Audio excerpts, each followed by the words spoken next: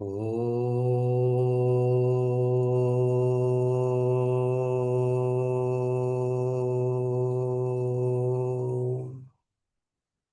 गुरु ब्रह्मा गुरु विष्णु गुरुदेवो महेश्वरा गुरु साक्षात परब्रह्म तस्मै श्री गुरुवे नमः। तस्मै श्री गुरुवे नमः। तस्मै श्री गुरुवे नमः।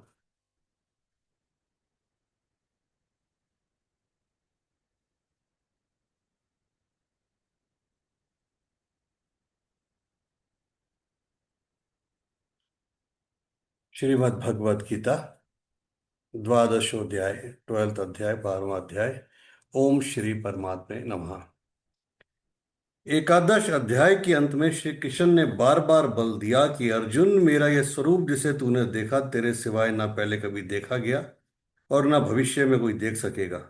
मैं ना तप से, ना यज्ञ से और ना दान से ही देखे जाने को सुलभ हूं, किंतु अनन्य भक्ति के द्वारा अर्थात मेरे अतिरिक्त अन्यत्र कहीं श्रद्धा बिखरने ना पाए, निरंतर तैल धारावत मेरे चिंतन के द्वारा ठीक इसी प्रकार जैसा तूने देखा, मैं प्रत्यक्ष देखने के लिए, तत्व से साक्षात जानने के लिए और प्रवेश करने के लिए भी सुलभ हूं। अतः अर्जुन, निरंतर मेरा ही चिंतन कर, भक्त बन। अर्जुन, तू मेरे ही द्वारा निर्धारित किए गए कर्म को कर, मत परम अपितु मेरे परायण होकर कर। अनन्य भक्ति ही उनकी प्राप्ति का माध्यम है। इस पर अर्जुन का प्रश्न स्वाभाविक है कि जो अव्यक्त अक्षर की उपासना करते हैं और जो सगुण आपकी उपासना करते हैं, इन दोनों में श्रेष्ठ कौन है। यहाँ इस प्रश्न को अर्जुन ने तीसरी बार उठाया। अध्याय 3 में उसने कहा, भगवान, यदि निष्काम कर्म योग की अपेक्षा सांख्य योग आपको श्रेष्ठ मान्य है, तो आप मुझे भयंकर कर्मों में क्यों लगाते हैं। इस पर श्री कृष्ण ने कहा, अर्जुन, निष्काम कर्म मार्ग अच्छा लगे चाहे ज्ञान मार्ग, दोनों ही दृष्टियों से कर्म तो करना ही पड़ेगा। इतने पर भी जो इंद्रियों के हट को रोककर मन से विषयों का स्मरण करता है, वह दंभाचारी है, ज्ञानी नहीं। अतः अर्जुन, तू कर्म कर। कौन सा कर्म कर। तो नियतम कुरु कर्म त्वम, निर्धारित किए हुए कर्म को कर। निर्धारित कर्म क्या है।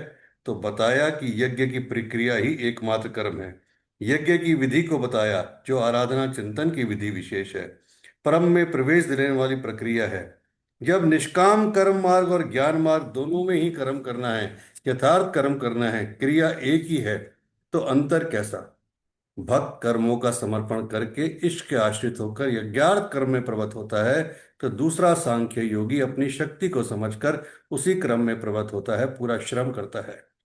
अध्याय 5 में अर्जुन ने पुनः प्रश्न किया, भगवान, आप कभी सांख्य माध्यम से कर्म करने की प्रशंसा करते हैं तो कभी समर्पण माध्यम से निष्काम कर्म योग की प्रशंसा करते हैं। इन दोनों में श्रेष्ठ कौन है।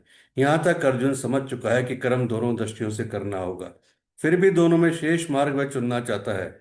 श्री कृष्ण ने कहा, अर्जुन, दोनों ही दृष्टियों से कर्म में प्रवृत्त होने वाले मुझको ही प्राप्त होते हैं, किंतु सांख्य मार्ग की अपेक्षा निष्काम कर्म मार्ग श्रेष्ठ है। निष्काम कर्म योग का अनुष्ठान किए बिना ना कोई योगी होता है ना ज्ञानी। सांख्य योग दुष्कर है, उसमें कठिनाइयां अधिक है। यहाँ तीसरी बार अर्जुन ने यही प्रश्न रखा कि भगवान, आप में अनंत भक्ति से लगने वाले और अव्यक्त अक्षर की उपासना से सांख्य मार्ग से लगने वाले, इन दोनों में श्रेष्ठ कौन है। अर्जुन उवाच, एवं अर्थात इस प्रकार जो अभी अभी आपने विधि बताई है, ठीक इसी विधि के अनुसार अनन्य भक्ति से जो आपकी शरण लेकर आपसे निरंतर संयुक्त होकर आपको भली प्रकार उपासते हैं, और दूसरे जो आपकी शरण न लेकर स्वतंत्र रूप से अपने भरोसे उसी अक्षय और अव्यक्त स्वरूप की उपासना करते हैं जिसमें आप भी स्थित हैं, इन दोनों प्रकार के भक्तों में अधिक उत्तम योग वेता कौन है। इस पर योगेश्वर श्री कृष्ण ने कहा, श्री भगवान उवाच, अर्जुन, मुझ में मन को एकाग्र करके निरंतर मुझसे संयुक्त हुए जो भक्तजन परम से संबंध रखने वाली शेष श्रद्धा से युक्त होकर मुझे भजते हैं, वे मुझे योगियों में भी उत्तम योगी मान्य हैं। जो पुरुष इंद्रियों के समुदाय को भली प्रकार संयत करके मन बुद्धि के चिंतन से अत्यंत परे सर्वव्यापी अकथनीय स्वरूप सदा एक रस रहने वाले नित्य अचल अव्यक्त आकार रहित और अविनाशी ब्रह्म की उपासना करते हैं, संपूर्ण भूतों के हित में लगे हुए और सब में समान भाव वाले, वे योगी भी मुझे ही प्राप्त होते हैं। ब्रह्म के उपयुक्त विशेषण मुझसे भिन्न नहीं है, किंतु उन अव्यक्त परमात्मा में आसक्त हुए चित्त वाले पुरुषों के साधन में क्लेश विशेष है, क्योंकि ध्येयाभिमानियों द्वारा अव्यक्त विषय गति दुख पूर्वक प्राप्त की जाती है। जब तक देह का भान है तब तक अव्यक्त की प्राप्ति दुष्कर है। योगेश्वर श्री कृष्ण सद्गुरु थे, अव्यक्त परमात्मा उनमें व्यक्त था। वे कहते हैं कि महापुरुष की शरण न लेकर जो साधक अपनी शक्ति समझते हुए आगे बढ़ता है कि मैं इस अवस्था में हूँ, आगे इस अवस्था में जाऊंगा, मैं अपने ही अव्यक्त स्वरूप को प्राप्त होऊंगा, वह मेरा ही रूप होगा, मैं वही हूँ। इस प्रकार सोचते प्राप्ति की प्रतीक्षा ना करके अपने शरीर को ही सोहम कहने लगता है। यही इस मार्ग की सबसे बड़ी बाधा है। वह दुखालयम अश्वत्थाम में ही घूम फिर कर खड़ा हो जाता है।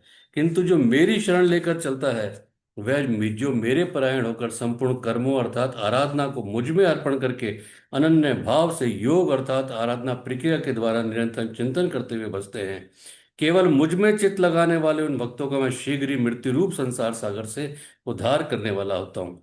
इस प्रकार चित्त लगाने की प्रेरणा और विधि पर योगेश्वर प्रकाश डालते हैं। इसलिए अर्जुन, तू मुझ में मन लगा, मुझ में ही बुद्धि लगा, इसके उपरांत तू मुझ में ही निवास करेगा, इसमें कुछ भी संशय नहीं है। मन और बुद्धि भी ना लगा सके तब? इस पर योगेश्वर श्री कृष्ण कहते हैं, यदि तू मन को मुझ में अच्छे से स्थापित करने में समर्थ नहीं है, तो हे अर्जुन, योग के अभ्यास के द्वारा मुझे प्राप्त होने की इच्छा कर। जहां भी चित जाए वहां से घसीट कर उसे आराधना चिंतन क्रिया में लगाने का नाम अभ्यास है। यदि ये भी नहीं कर पाए, यदि तू अभ्यास में भी असमर्थ है, तो केवल मेरे लिए कर्म कर अर्थात आराधना करने में तत्पर हो जा। इस प्रकार मेरी प्राप्ति के लिए कर्मों को करता हुआ तो मेरी प्राप्ति रूप सिद्धि को ही प्राप्त होगा। अर्थात अभ्यास भी पार ना लगे तो साधना पथ में लगे रहो। यदि इसे भी करने में असमर्थ है तो संपूर्ण कर्मों के फल का त्याग कर अर्थात लाभ हानि जीवन मरण सबकी चिंता छोड़कर मेरे आश्रित होकर अर्थात समर्पण के साथ आत्मवान महापुरुष की शरण में जा। उनसे प्रेरित होकर कर्म स्वतः होने लगेगा। समर्पण के साथ कर्म फल के त्याग का महत्व बताते हुए योगेश्वर श्री कृष्ण कहते हैं, केवल चित्त को रोकने के अभ्यास से ज्ञान मार्ग से कर्म में प्रवृत्त होना श्रेष्ठ है। ज्ञान माध्यम से कर्म को कार्य रूप देने की अपेक्षा ध्यान श्रेष्ठ है, क्योंकि ध्यान में इष्ट रहता ही है। ध्यान से भी संपूर्ण कर्मों के फल का त्याग श्रेष्ठ है, क्योंकि इष्ट के प्रति समर्पण के साथ ही योग पर दृष्टि रखते हुए कर्म फल का त्याग करने से उसके योगक्षेम की जिम्मेदारी इष्ट की हो जाती है। इसलिए इस त्याग से वह तत्काल ही परम शांति को प्राप्त हो जाता है।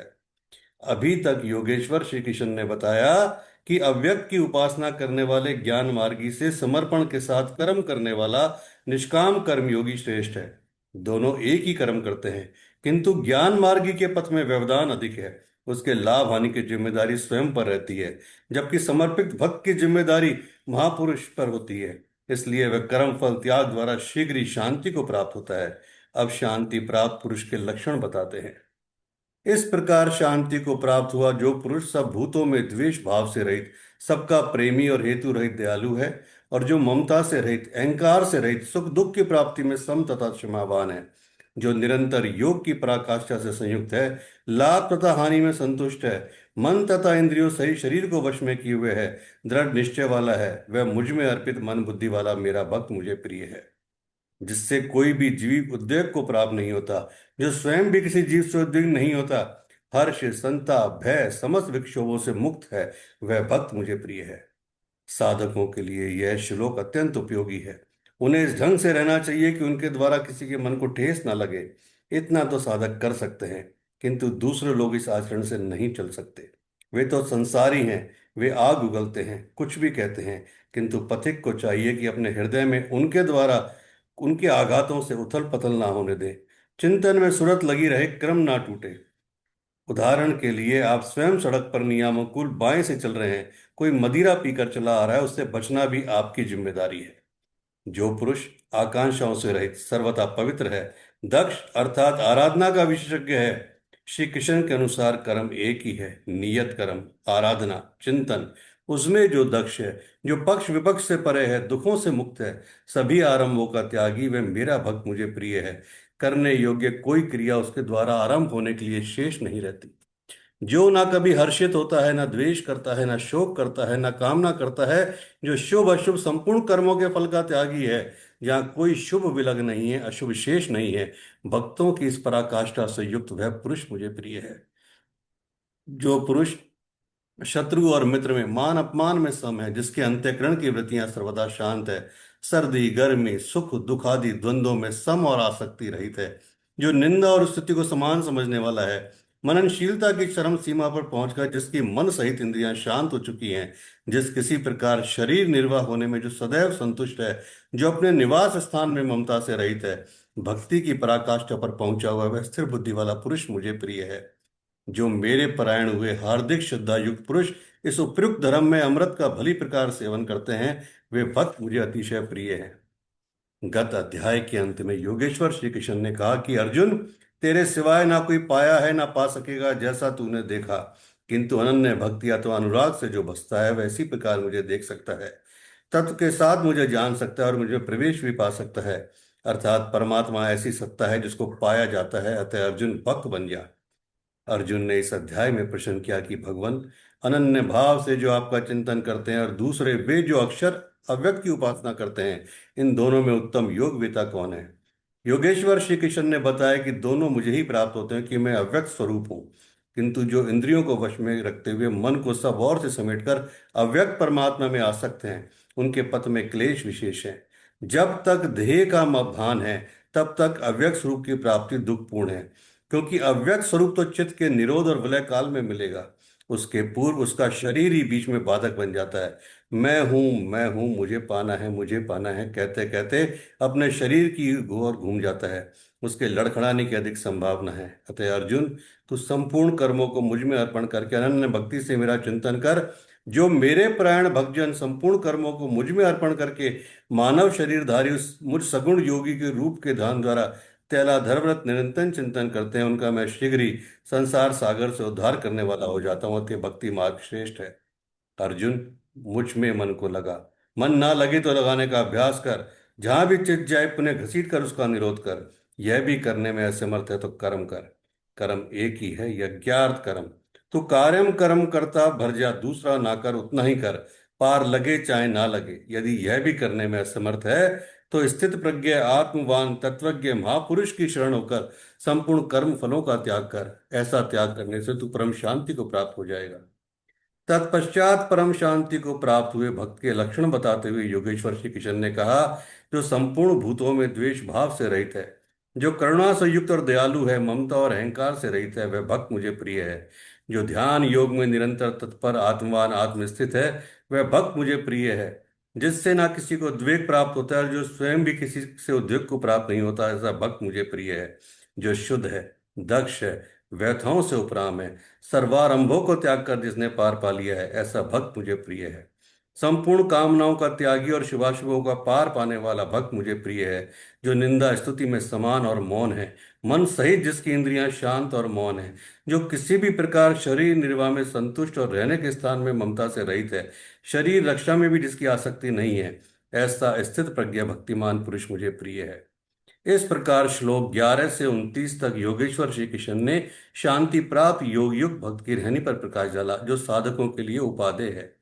अंत में निर्णय देते हुए उन्होंने कहा, अर्जुन, जो मेरे परायण हुए अनन्य श्रद्धा से युक्त पुरुष इस ऊपर कहे हुए धर्म में अमृत को निष्काम भाव से भली प्रकार आचरण में डालते हैं, वे भक्त मुझे अतिशय प्रिय हैं। अतः समर्पण के साथ इस कर्म में प्रवृत्त होना श्रेयस्कर है, क्योंकि उसके हानि लाभ की जिम्मेदारी वह इष्ट अपने सदगुरु के ऊपर अपने ऊपर ले लेते हैं। यहाँ श्री कृष्ण ने स्वरूपस्थ महापुरुष के लक्षण बताए, उनकी शरण में जाने को कहा और अंत में अपनी शरण में आने की प्रेरणा देकर उन महापुरुषों के समकक्ष अपने को घोषित किया। श्री कृष्ण एक योगी, एक महात्मा थे। इस अध्याय में भक्ति को शेष बताया गया, अतः इस अध्याय का नामकरण भक्ति योग युक्ति संगत है। इस प्रकार श्रीमद् भगवद गीता रूपी उपनिषद एवं ब्रह्म विद्या तथा योग शास्त्र विषयक श्री कृष्ण और अर्जुन के संवाद में भक्ति योग नामक 12वां अध्याय संपूर्णम। हरिओम तत्सत, हरिओम तत्सत, हरिओम तत्सत। ओम नमो भगवते वासुदेवाय, ओम नमो भगवते वासुदेवाय, ओम नमो भगवते वासुदेवाय, ओम नमो भगवते वासुदेवाय, ओम नमो भगवते वासुदेवाय, ओम नमो भगवते वासुदेव, ओम नमो भगवते वासुदेवाय।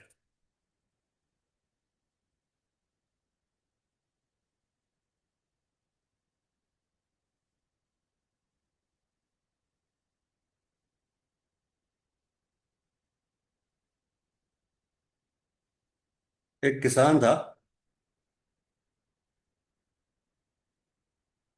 बहुत अच्छी फसल होती थी, सब कुछ होता था, खुश था। और कई बार फसल कम भी होती थी, कई बार खराब हो जाती थी। तो जब अच्छी होती थी तब तो ईश्वर को कुछ नहीं बोलता था, ना धन्यवाद, ना थैंक यू, ना शुक्रिया। जब बिगड़ जाती थी, खराब हो जाती थी, पैसे नहीं मिलते थे तो कंप्लेंट कर देता था। ऐसा कैसे, काहे के ईश्वर हो? क्या, कुछ नहीं। तुम्हें पता भी नहीं है कैसे क्या करते हैं। तुम्हें क्या पता, तुम वहां बैठे बैठे बैठे रहते हो, ऊपर से पता नहीं क्या क्या करते रहते हो। मुझको दो ये सब, मैं बताता हूँ कैसे बारिश होती है, कब बारिश करनी है, कब आंधी लानी है, कब तूफान करना है। तुम्हें क्या पता, तुम ऊपर से बैठे बैठे क्या करते रहते हो। तो ऐसे ही एक बार ईश्वर को बोल रहा था। तो ईश्वर आ गए, बोले हाँ बोल, क्या चाहता है। बोले चाहता क्या हूँ, देखो, अब तक तुमने इतनी बार मुझे ऊपर से बारिश करी, आंधी, आंधी तूफान सब कुछ करा, देखो कितनी फसल हुई। एक बार मुझे मौका दो, मैं करता हूँ, देखो फिर बताऊंगा तुम्हें फसल कैसे होती है। बोले अच्छा, चल तेरे को दिया मौका, सारी पावर तेरे हाथ में आज से। ईश्वर ने उसको पावर दे दी। अब वो उसने धरती में हल चलाया, बीज लगाए, अपने हिसाब से बारिश करी, जितनी जरूरत थी उतनी बारिश करी, जितनी जरूरत थी उतनी नहीं करी, सब कुछ करा। जो जो वो चाहता था वो सब किया उसने। ईश्वर बड़े प्यार से देख रहे थे सब कुछ। वो कुछ पूछता भी था तो कहते थे ना, मैं कुछ नहीं बोलूंगा, पावर तेरे हाथ में है, मैं नहीं हूँ, अब सब कुछ तेरे ही हवाले है। फसल बहुत अच्छी हुई जी, जबरदस्त फसल हुई। खुश हो गया। बोले ये लो देखो, बहुत बड़े बनते हो ना, बैठे बैठे ऊपर से ज्ञान बांटते रहते हो, ये देखो कितनी फसल हुई, आज तक ऐसी फसल नहीं हुई। क्या करते हो तुम बताओ। जबरदस्ती लोग बाग तुम्हें कहते हैं ईश्वर ईश्वर, देखो इसे कहते हैं फिर सीखो। कभी नीचे भी आया करो, ऊपर ही बैठे रहते हो जब देखो। ईश्वर मौन रहे, बोले ठीक है। फसल कटने का टाइम आया। गेहूं की फसल थी। जब देखा तो उसमें केवल घास ही घास थी, बालियां तो थी नहीं। तो गेहूं में बालियां नहीं है तो गेहूं कहाँ गए। तो परेशान हो गया कि ये क्या, ये तो सारी फसल कचरा हो गई। क्या बेचूंगा और क्या खाऊंगा। मैंने तो बारिश भी अपने हिसाब से की थी, धूप भी अपने हिसाब से दी थी, सब कुछ। अब दौड़ के गया ईश्वर के पास, ये क्या है। बोले क्यों, क्या हुआ। बोले तो बालियां ही नहीं है, उसमें तो गेहूं नहीं है, अब मैं क्या बेचूं क्या खाऊं, मैं तो भूखे मर जाऊंगा। तो बोले मैं क्या करूं। बारिश भी तेरी, धूप भी तेरी, आंधी भी तेरी, तूफान भी तेरा, हवा भी तेरी, सब कुछ तेरा। मैं तो चुपचाप बैठा था, मैंने क्या किया। मुझे तो कुछ आता ही नहीं, मैं तो चुपचाप बैठा रहता हूँ। अब तो तूने ही करा सब कुछ, अब क्या दिक्कत आ गई। पैर पकड़ लिए, मुझे बचाओ। अरे बोले मैं कौन होता हूँ बचाने वाला, सब कुछ तो तूने ही किया है, मैं क्या बचाऊं। तो ईश्वर ने कहा, तूने केवल उतना पानी डाला जितना तेरे को लगा जरूरत है, लेकिन तू भूल गया कि फसल में पानी से पहले मिट्टी को पानी की जरूरत होती है, और मिट्टी पानी को सोखती है। तो सबसे पहले उस पानी को डाला जाता है जिससे मिट्टी में नमी बनी रहे और मिट्टी पानी को सोखे। तूने धूप इतनी दी कि बस ठीक है, लेकिन धूप उतनी लगनी चाहिए कि जिससे फसल खड़ी हो सके, उस पानी को प्रॉपर पी सके।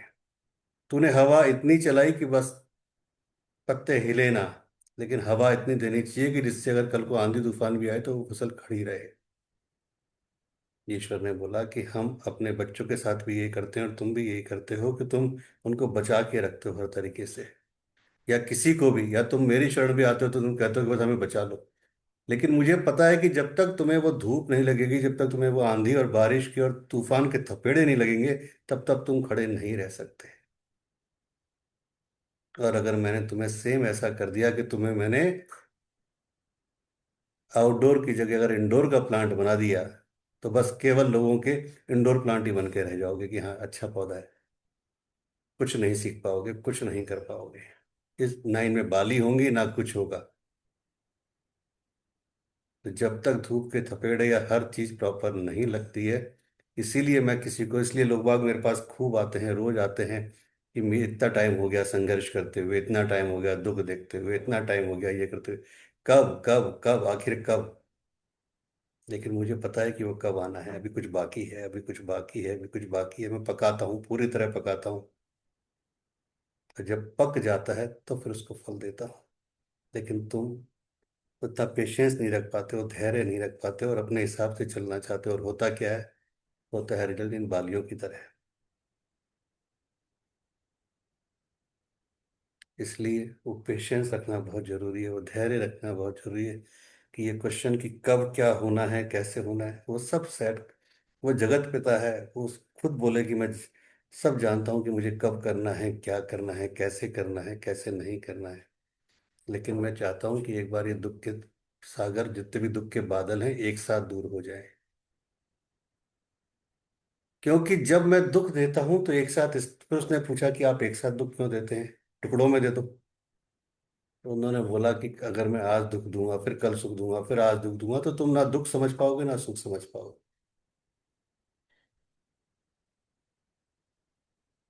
तुम ना योग में लग पाओगे ना भोग में लग पाओगे। तो मैं एक साथ तुमको वो सारे दुख तकलीफ देता हूँ कि जिससे एक साथ तुम जब सारे वो दुख तकलीफ खत्म हो जाएंगे तो वो दुख तकलीफ जब भी आए तो बल्कि जो जिस भी परम सत्ता को तुम मानते हो उसको धन्यवाद दो, क्योंकि ये मान लेना जब दुख आ गए तो तुम्हारे पाप कटने का टाइम आ गया। जो तुमने बोया था, जो तुमने काटा था, जो तुमने किसी और से छीना था, जो तुम्हारा नहीं था, जिसे तुमने पाने की चेष्टा की थी, जो कुछ भी किया था, वो कटने का टाइम आ गया। और उसको एक साथ कटने दो, एक साथ होने दो, क्योंकि उसके बाद जो बादल हटेंगे वो इतने बढ़िया होंगे कि आसमान एकदम साफ होगा।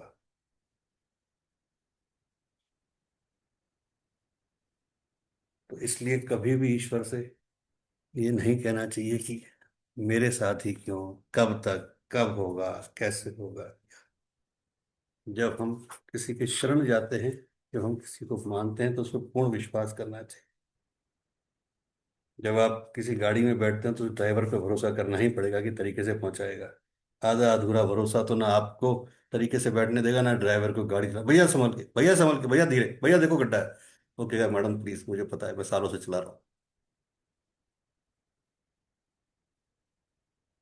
और कई बार ऐसा भी होता है कि अगर आज मैं बोल दूं ना धर्मिष्ठा जी को कि धर्मिष्ठा जी कल 24 तारीख है, कल जरा गाड़ी संभल के चलाना, थोड़ा सा एक्सीडेंट का योग है। तो वो जो गाड़ी 50 पे चलाती है वो 20-30 पे चलाएंगी। जब 20-30 पे चलाएंगी तो अहमदाबाद की सड़कों पर पीछे से पीछे वाले चिल्लाएंगे पौ पौ पौ कि पता नहीं कौन पागल, 10 तो गालियां बक देंगे मन ही मन में, कौन चला रही है, क्या कर रही है, भगवान जाने क्या कर रही है। और गाड़ी नहीं ठुकनी होगी तो ठुक जाएगी, क्योंकि वो अपनी ओरिजिनलिटी से हट गई, वो केवल एक डर में चला रही है। तो वो पक्का ठुकेगी गाड़ी। लेकिन जब ओरिजिनलिटी में चलाएंगी तो ना गाड़ी ठुकेगी ना कुछ होगा।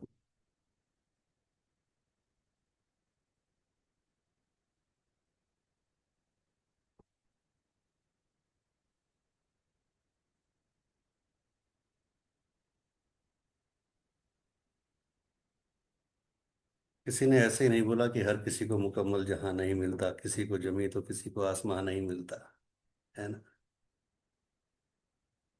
कि अगर सबको सब कुछ मिल जाए तो फिर कहना ही क्या है। और वो बार बार इन ठोकरों के द्वारा या इन चीजों के द्वारा यही बताना चाहते हैं कि जो बार बार श्रीमद् भगवत गीता में आया कि मेरे अनन्य शरण होकर मुझ में समर्पण भाव से,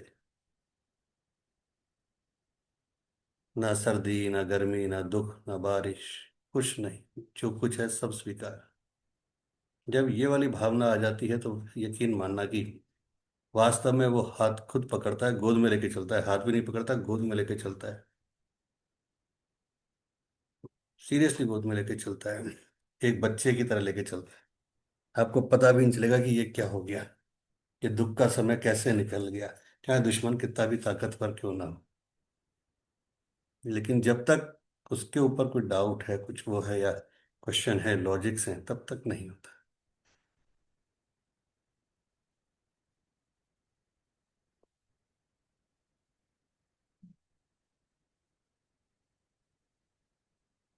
हम कहते हैं रेमेडीज, रेमेडीज, रेमेडीज भी काम तब करती हैं जब वो चाहते हैं।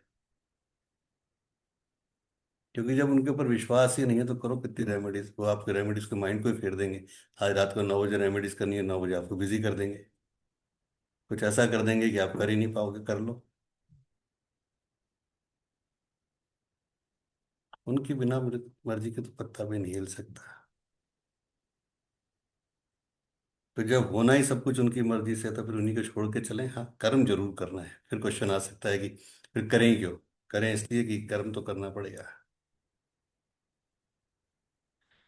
जी बोलिए। गुरुदेव, खाली एक सवाल है। आपने आज जो भैरव वाला स्तोत्र बजाया, तो आज संडे को क्यों भैरव वाला वो बजाया आपने? आज संडे भैरव का होता है?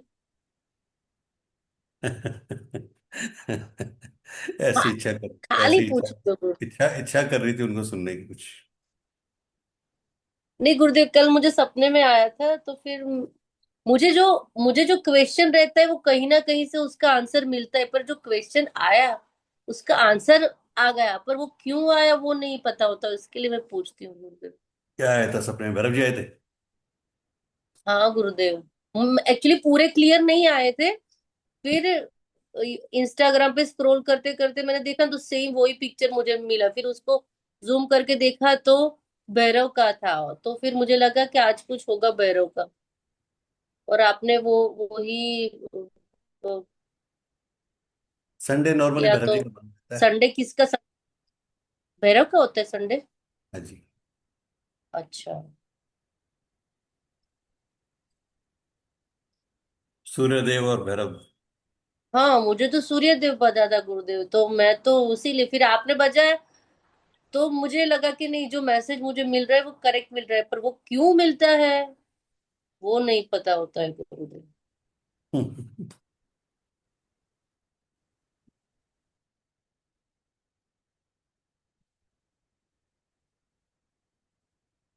पलोडिया करके कोई जगह है क्या अहमदाबाद में, पलोडिया? पालोड़िया है, अच्छा। पालोड़िया।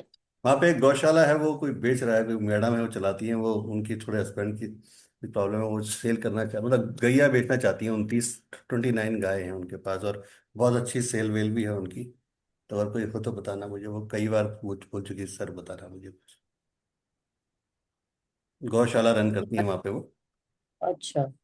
और उसका बहुत अच्छा घी दूध वगैरह भी, बहुत अच्छी उनकी इनकम भी है, लेकिन वो अकेली मैनेज नहीं कर पा रही, क्योंकि हस्बैंड उनके जॉब करते हैं बहुत अच्छी लेवल पे। तो मैनेज नहीं कर पा रही वो। तो आप और हम ले लेते हैं गुरुदेव। मैं यहाँ बैठा हूँ, आप वहाँ बैठी हो, आप निकालो ना नहीं, कुछ आगे वहाँ। आप ऐसा भी हो सकता है ना कि पहली बार ही अहमदाबाद से स्टार्ट हो सकती है आपकी। पहले एक बार आप बात कर लेना, मैं आपको बता दूंगा, जाके देख लेना, अगर आपको लगता है तो फिर बात करेंगे।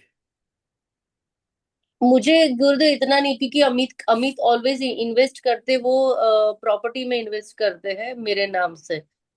तो बेसिकली वो ये करते, पर हमारे जैन में अगर कोई ऐसा होता है जिसको गाय ऐसे मीन्स उसको करना होता है, तो वो लोग वो रख लेते हैं।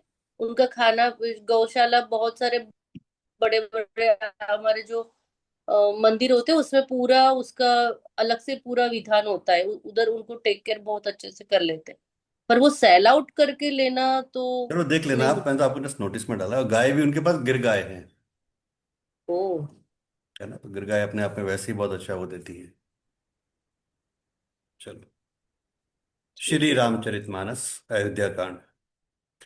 इस प्रकार मुनिश्रेष्ठ भारद्वाज जी ने उनका समाधान करके कहा कि अब आप लोग हमारे प्रेम प्रिय अतिथि बनिए, और कृपा करके कंद मूल फल फूल जो कुछ हम लें स्वीकार कीजिए।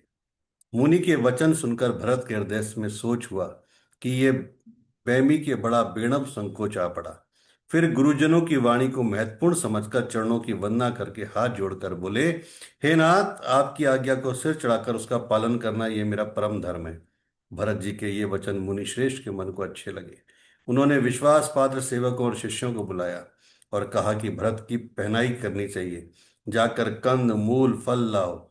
उन्होंने हे नाथ बहुत अच्छा कहकर सिर नवाया, और तब वे बड़े आनंदित होकर अपने अपने काम को चल दिए। मुनि को चिंता हुई कि हमने बहुत बड़े मेहमानों को नौता है।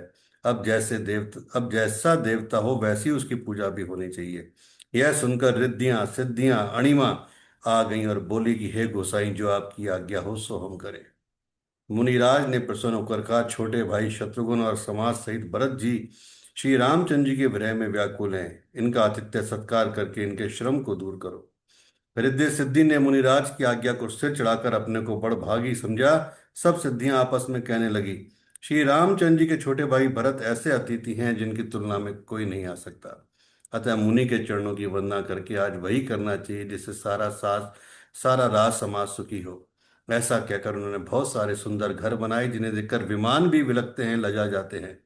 उन घरों में बहुत से भोग और ऐश्वर्य का सामान भरकर रख दिया, जिन्हें देखकर देवता भी ललचा गए। दासी दास सब प्रकार की सामग्री लिए हुए मन लगाकर उनके मनों को देखते रहते हैं। जो सुख के समान स्वर्ग में भी स्वप्न में नहीं है, ऐसे सब सामान सज्जियों ने पल भर में सजा दिए। पहले तो उन्होंने सब किसी को जिसकी जैसी रुचि थी वैसे ही सुंदर सुखदायक निवास स्थान दिए, और फिर कुटुंब सहित भरत जी को दिए, क्योंकि ऋषि भारद्वाज ने ऐसी आज्ञा दे रखी थी। भरत जी चाहते थे कि उनके सब संगियों को आराम मिले, इसलिए उनके मन की बात जानकर मुनि ने पहले उन लोगों को स्थान देकर पीछे से परिवार भरत जी को स्थान देने के लिए आज्ञा दी। मुनिश्रेष्ठ ने तपोबल से ब्रह्मा को भी चकित कर देने वाला वैभव रच दिया। जब भरत जी ने मुनि के प्रभाव को देखा तो उसके सामने उन्हें इंद्र, वरुण, यम, कुबेर आदि सभी लोकपालों के लोक तुच्छ जान पड़े। सुख की सामग्री का वर्णन नहीं हो सकता जिसे देखकर ज्ञानी लोग भी वैराग्य भूल जाते हैं। आसन, सेज, सुंदर वस्त्र, वन, बगीचे, भांति भांति के पक्षी, पक्षु, सुगंधित फूल, अमृत के समान स्वादिष्ट फल, अनेक प्रकार के तालाब, कुएं, बावड़ी आदि निर्मल जलाशय, तथा अमृत के भी अमृत सरीखे पवित्र खान पान के पदार्थ, जिन्हें देखकर सब लोग संयमी पुरुषों की भांति सुकुचा रहे हैं।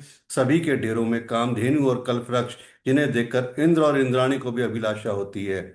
वसंत ऋतु, शीतल मंद सुगंध, तीन प्रकार की हवा, सभी को धर्म अर्थ काम मोक्ष चारों पदार्थ सुलभ, माला, चंदन, स्त्री आदि भोगों को देखकर सब लोग हर्ष और विषाद के वश हो रहे हैं। संपत्ति, भोग विलास की सामग्री चकवी है, और भरत जी चकवा है, और मुनि की आज्ञा खेल है, जिसने उस रात को आश्रम रूपी पिंजड़े में दोनों को बंद करके रखा। और ऐसे ही सवेरा हो गया। जैसे किसी भैलिए के द्वारा एक पिंजरे में रखे जाने पर चकवी चकवे का रात को संयोग नहीं होता, वैसे ही भरद्वाज जी की आज्ञा से रात भर भोग सामग्रियों के साथ रहने पर भी किसी ने किसी भोग का स्पर्श तक नहीं किया। प्रातःकाल भरत जी ने तीर्थराज में स्नान किया और समाज सहित मुनि को सिर नवाकर और ऋषि की आज्ञा तथा आशीर्वाद को सिर चढ़ाकर दंडवत करके बहुत विनती की। तदंतर रास्ते की पहचान रखने वाले लोगों के साथ सब लोगों को लिए हुए भरत जी चित्रकूट में चित लगाए चले। भरत जी राम सखा गुह के हाथ में हाथ दिए हुए ऐसे जा रहे हैं मानो साक्षात प्रेम ही शरीर धारण किए हुए हो। ना तो उनके पैरों में जूते हैं, ना सिर पर छाया है। उनका प्रेम, नियम, व्रत और धर्म निष्कपट है। वे सखा निषाद राज से लक्ष्मण जी, श्री रामचंद्र जी और सीता जी के रास्ते की बातें पूछते हैं, और वे कोमल वाणी से कहता है। श्री रामचंद्र जी के ठहरने की जगहों वृक्षों को देखकर उनके हृदय में प्रेम रोक के नहीं रुकता। भरत जी की यह दशा देखकर देवता फूल बरसाने लगे। पृथ्वी कोमल हो गई और मार्ग मंगल का मूल बन गया। बादल छाया किए जा रहे हैं, सुख देने वाली सुंदर हवा बह रही है। भरत जी के जाते समय मार्ग जैसा सुखदायक हुआ, वैसा श्री रामचंद्र जी को भी नहीं हुआ। रास्ते में असंख्य जड़ चेतन जीव, उनमें से जिनको प्रभु श्री रामचंद्र जी ने देखा अथवा जिन्होंने प्रभु श्री रामचंद्र जी को देखा, वे सब परम पद के अधिकारी हो गए। परंतु अब भरत जी के दर्शन से तो उनका जन्म मरण रूपी रोग मिट गया। भरत जी के लिए कोई बड़ी बात नहीं है, जिन्हें श्री राम जी स्वयं अपने मन में स्मरण करते रहते हैं। जगत में जो भी मनुष्य एक बार राम कह लेते हैं, वे भी तरने और तारने वाले हो जाते हैं। फिर भरत जी तो श्री रामचंद्र जी के प्यारे तथा उनके छोटे भाई ठहरे, तब भला उनके लिए मार्ग सुखदायक कैसे न हो। सिद्ध साधु श्रेष्ठ मुनि ऐसा कह रहे हैं और भरत जी को देखकर हृदय में हर्ष लाभ करते हैं। भरत जी के प्रभाव को देखकर देवराज इंद्र को सोच हो गया कि कहीं इनके प्रेमवश श्री राम जी लौट ना जाएं, तो हमारा बना बनाया काम बिगड़ जाएगा। संसार भले के लिए भला और बुरे के लिए बुरा है। मनुष्य जैसा आप होता है, जगत उसको वैसा ही दिखता है। उसने गुरु बृहस्पति से कहा कि हे प्रभु, वह उपाय कीजिए जिससे श्री रामचंद्र जी और भरत जी की भेंट ही ना हो। श्री रामचंद्र जी संकोची और प्रेम के वश हैं, और भरत जी प्रेम के समुद्र हैं। बनी बनाई बात बिगड़ना चाहती है, इसलिए कुछ छल ढूंढकर इसका उपाय कीजिए। इंद्र के वचन सुनते ही देव गुरु बृहस्पति मुस्कुराए।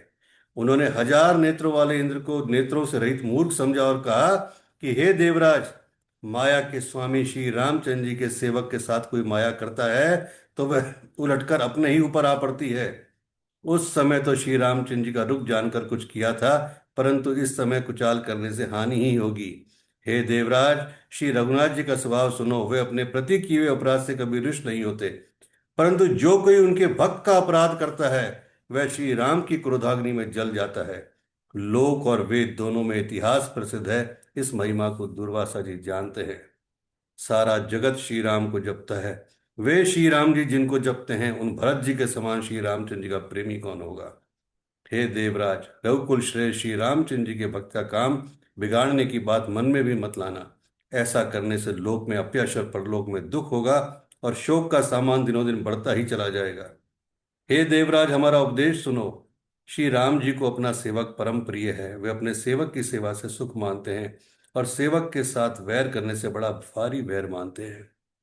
यद्यपि वे सम हैं, उनमें ना राग है ना रोष, ना वे किसी का पाप पुण्य और गुण दोष ही ग्रहण करते हैं। उन्होंने विश्व में कर्म को ही प्रदान कर रखा है। जो जैसा करता है वह वैसा ही फल भोगता है। तथापि वे भक्त और अभक्त के हृदय के अनुसार सम और विषम व्यवहार करते हैं। भक्त को प्रेम से गले लगाते हैं और अभक्त को मार कर तार देते हैं। गुण रहित, निर्लेप, मान रहित और सदा एक रस भगवान श्री राम भक्त के प्रेमवश ही सगुण हुए हैं। श्री राम जी सदा अपने सेवकों की रुचि रखते आए हैं। वेद पुराण साधु देवता इसके साक्षी हैं।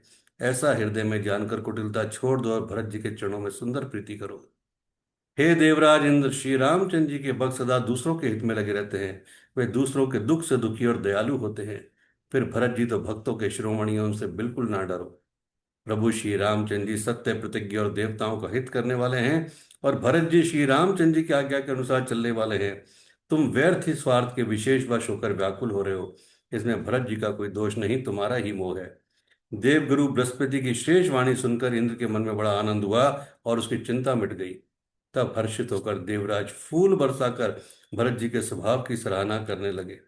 इस प्रकार भरत जी मार्ग में चले जा रहे हैं। उनकी प्रेममयी दशा देखकर मुनि और सिद्ध लोग भी सिहाते हैं। भरत जी जब भी राम जी कहकर लंबी सांस लेते हैं, तभी मानो चारों ओर प्रेम उमड़ पड़ता है। उनके वचनों को सुनकर वज्र और पत्थर भी पिघल जाते हैं। अयोध्या वासियों का प्रेम कहते नहीं बनता। बीच में निवास करके भरत जी यमुना जी के तट पर आए। यमुना जी का जल देखकर उनके नेत्रों में जल भर आया। श्री रघुनाथ जी के रंग का सुंदर जल देखकर सारे समाज सहित भरत जी श्री राम जी के विरह रूपी समुद्र में डूबते डूबते विवेक रूपी जहाज पर चढ़ गए। उस दिन यमुना जी के किनारे निवास किया। समय अनुसार सबके लिए खान पान की सुंदर व्यवस्था हुई। रात ही रात में घाट घाट की अगणित नावें वहां आ गईं, जिनका वर्णन नहीं किया जा सकता। सवेरे एक ही खेमे में सब लोग पार हो गए, और श्री रामचंद्र जी के सखा निषाद राज की सेवा से संतुष्ट हुए। फिर स्नान करके और नदी को सिर नवाकर निषाद राज के साथ दोनों भाई चले। आगे अच्छी अच्छी सवारियां सवारियों पर श्रेष्ठ मुनि हैं। उनके पीछे सारा राज समाज जा रहा है। उसके पीछे दोनों भाई बहुत सादे भूषण वस्त्र और वेश से पैदल चल रहे हैं। सेवक मित्र मंत्री के पुत्र उनके साथ हैं। लक्ष्मण सीता जी और श्री रघुनाथ जी का स्मरण करते जा रहे हैं। जहां जहां श्री रामचंद्र जी ने निवास और विश्राम किया, वहां वहां वे प्रेम सहित प्रणाम करते हैं।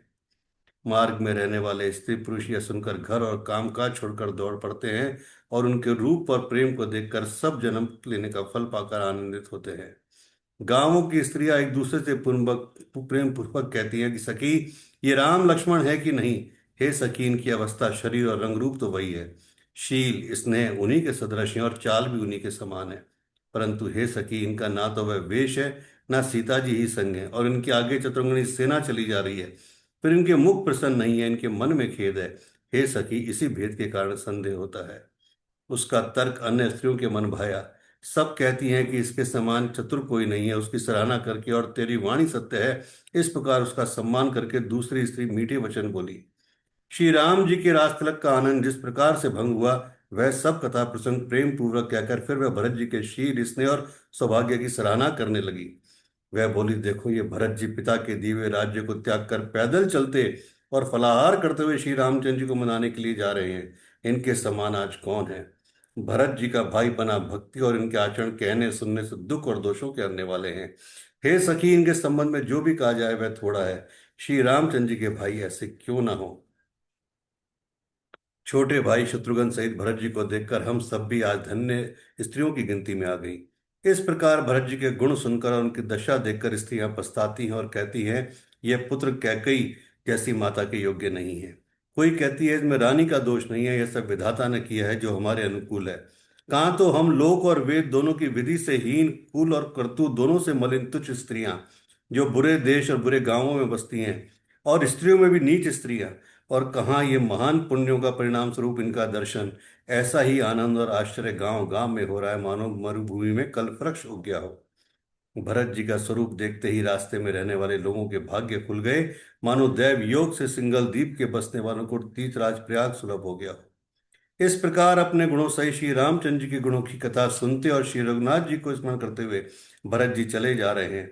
वे तीर्थ देखकर स्नान और मुनियों के आश्रम तथा देवताओं के मंदिर देखकर प्रणाम करते हैं, और मनी मन ये वरदान मांगते हैं कि श्री सीताराम जी के चरण कमलों में प्रेम हो। मार्ग में भील, कोल आदि वनवासी तथा वानप्रस्थ ब्रह्मचारी, सन्यासी और विरक्त मिलते हैं। उनमें से जिस तिस से प्रणाम करके पूछते हैं कि लक्ष्मण जी, श्री राम जी और जानकी जी किस वन में हैं। वे प्रभु के सब समाचार कहते हैं और भरत जी को देखकर जन्म का फल पाते हैं। जो लोग कहते हैं कि हमने उनको कुशलता पूर्वक देखा है, उनको ये श्री राम लक्ष्मण के समान ही प्यारे मानते हैं। इस प्रकार सबसे सुंदर वाणी से पूछते और श्री राम जी के वनवास की कहानी सुनते जाते हैं। उस दिन वहीं ठहरकर दूसरे दिन प्रातःकाल ही श्री रघुनाथ जी का स्मरण करके चले। साथ के सब लोगों को भी भरत जी के समान ही श्री रामचंद्र जी के दर्शन की लालसा लगी है। सबको मंगल सूचक शकुन हो रहे हैं। सुख देने वाले नेत्र और भुजाएं फड़क रही हैं। पुरुषों के दाहिने और स्त्रियों के बाएं नेत्र और भुजाएं फड़क रही हैं। समाज सहित भरत जी को उत्साह हो रहा है कि श्री रामचंद्र जी मिलेंगे और दुख का दहा मिट जाएगा। जिसके जी में जैसा है वह वैसा ही मनोरथ करता है। सब स्नेह रूपी मदिरा से प्रेम के मतवाले हुए चले जा रहे हैं। अंग शिथिल है, रास्ते में पैर डगमगा रहे हैं, प्रेमवश विहल वचन बोल रहे हैं।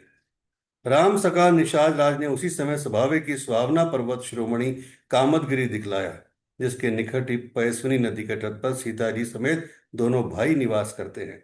सब लोग उस पर्वत को देखकर जानकी जीवन श्री रामचंद्र जी की जय हो, ऐसा कहकर दंडवत प्रणाम करते हैं। राज समाज प्रेम में ऐसा मग्न है मानो श्री रघुनाथ जी अयोध्या को लौट चले हों। भरत जी का उस समय जैसा प्रेम था वैसा शेष जी भी नहीं कह सकते। कवि के लिए तो वह वैसा ही अगम है जैसा अहंता और ममता से मलिन मनुष्यों के लिए ब्रह्मानंद। श्री राम जय जय राम, श्री राम जय राम जय जय राम, श्री राम जय राम जय जय राम, श्री राम जय राम जय जय, जय श्री राम जय श्री राम जय जय Shri Ram. Thank you very much ji. ईश्वर आप सबको मान सम्मान दे, धन दौलत दे, स्वस्थ रखे, निरोगी रखे, आपकी यात्रा को आगे बढ़ाए। राधे राधे। हाँ जी।